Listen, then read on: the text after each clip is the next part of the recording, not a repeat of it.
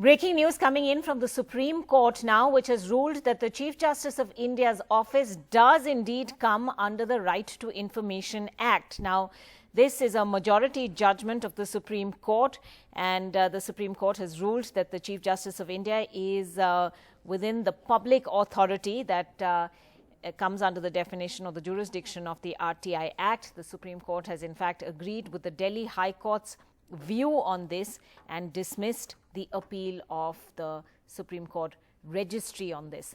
This means that the Chief Justice of India's office will in fact be included under the ambit of the RTI Act. So, right to information petitions can in fact question the Chief Justice of India as well.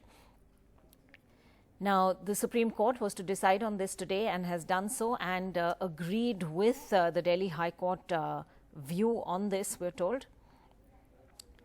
A 5-judge constitution bench headed by the Chief Justice listened to a petition filed against a 2010 judgment of the Delhi High Court. The Delhi High Court in its order had said that the Chief Justice of India's office was in fact a public authority and should come under the RTI Act. The Supreme Court effectively has upheld the Delhi High Court's verdict.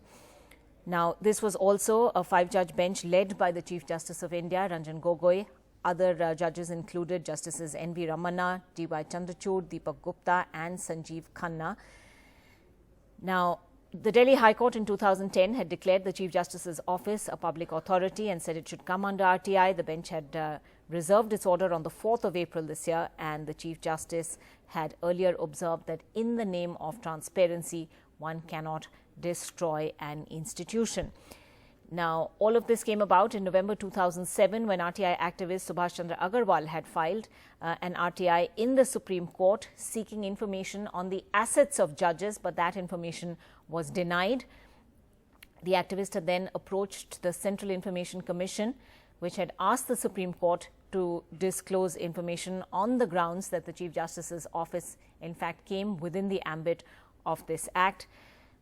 Then against this in January 2009, a plea was moved in the Delhi High Court against the Central Information Commission's order, but the Delhi High Court chose to uphold that, and today the Supreme Court has chosen to uphold the Delhi High Court's order as well. So, big breaking story coming in from the Supreme Court at this point, and the Chief Justice of India is going to be within the ambit of the right to information, which means that queries on judges' assets and other queries related to the Chief Justice of India and indeed other judges will in fact be allowable under RTI. So, a big win there for the citizens' right to information, with a 5-judge constitution bench of the Supreme Court deciding that the Chief Justice's office does indeed come under the RTI Act. Activists will celebrate this verdict.